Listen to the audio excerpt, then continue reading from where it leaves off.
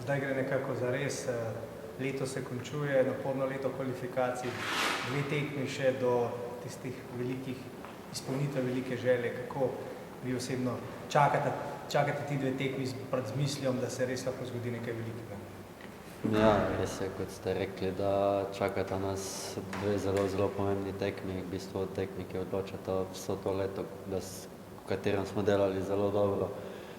Ampak ja, sedaj je ta zadnji korak, treba potrditi vso to dobro delo, ki smo ga opravili v kvalifikacijah in upajmo, da bomo to že rešili na Danskem, da bo Stožica zgolj to kasneje neka verjamem, da bo dobro vzdušje v Stožicah ampak prvo gremo tja na Dansko, da vsekako da zmagamo in že tam potrdimo to. Kako se lotate te tekme proti Dancem? Bodo oslabljeni, ampak še vedno so močni. Ja, vemo, da vsi Danci igrajo v najmočnejših ligah, tako da verjetno se njim ta handicap, kot so malo poškodovani, ampak so tudi drugi, da jih tudi mi imamo neke težave, oziroma vsaka reprezentanca ni idealna v vseh teh zborih in ja, pač način smo že pokazali, bom rekel, tudi doma, kako igrati z njimi in mislim, da bomo se nekako isto lotili te tekme. V Slovenski ligi ste bili izbrani za najboljšega igralca v oktobru, to vam verjetno veliko pomeni, predvsem pa to, da ste v dobri formi. Ja, vsekakor eno lepo priznanje, da sem pač sedaj, bom rekel, tudi ja, na dobrem ritmu tekem, tudi na, bom rekel, da s visokem nivoju odigral te tekme v oktobru in ja, vsekakor ena dobra popotnica za Euro. Kako se ti počutiš, rekel si, da so težave, ti nisi med temi, ki bi imeli težave? Pa bom rekel, imel sem nekoliko težav skozi zadnja 2 tedna z ložjo, ampak nekako sem igral vse tekme, mogoče kak trening, malo se čuval tudi v klubu, tako da sedaj vsekakor te težave pozabljene in gremo na polno. Lepa popotnica pred prihodom na zbor, zmaga v Ljudskem vrtu. Ja, bom rekel, tudi mogoče ni bila to najboljša tekma z naše strani v Ljudskem vrtu, ampak ja, smo zmagali, smo, bomo rekli, mogoče prejšnjo tekmo odigrali boljše kot sedaj to, ampak na koncu so ja, te 3 točke, lepa popotnica pred reprezentanco in gremo še zdaj mi po te 3 točke na Dansko. Si mislil pred 2-3 leti, ko si še bil v Murski Soboti, da boš v 2 letih status enega od nezamenljivih, če lahko rečemo, tako reprezentanci in da bo ta reprezentanca imela priložnost, da se vrsti na veliko tekmovanje?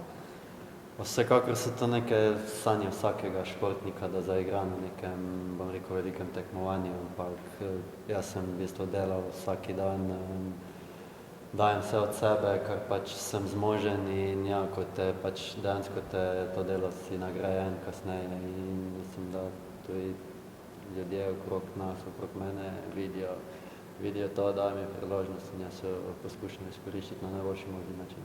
Se zdaj v teh dneh vračajo spomini na, ne vem, leto 2009, tega se verjetno malo bolj spomniš, ali pa 2001, 99, verjetno že malo težje.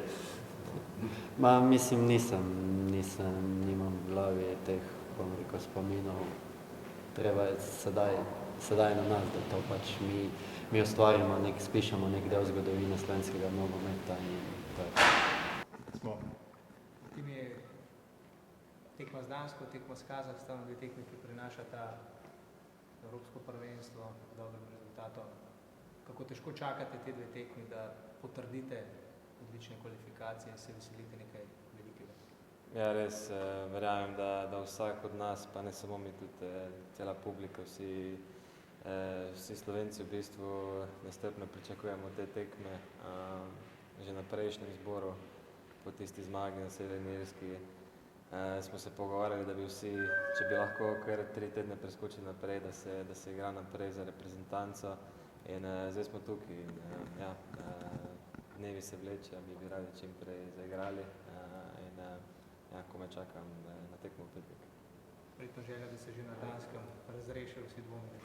Ja, absolutno, prej kot matematično zaključiš, pa se uvrstiš na veliko tekmovanje, tem boljše, ampak ja, tudi če ne, mislim, ne smemo razmišljati o tem, gremo tekmo po tekmo, ni veze, kdo je nasprotnik. Vemo pa, da imamo še potem v ponedeljek neko drugo medžogico, če se slučajno odigra remi ali pa poraz proti Danski, ne bi to nič ključno vplivalo.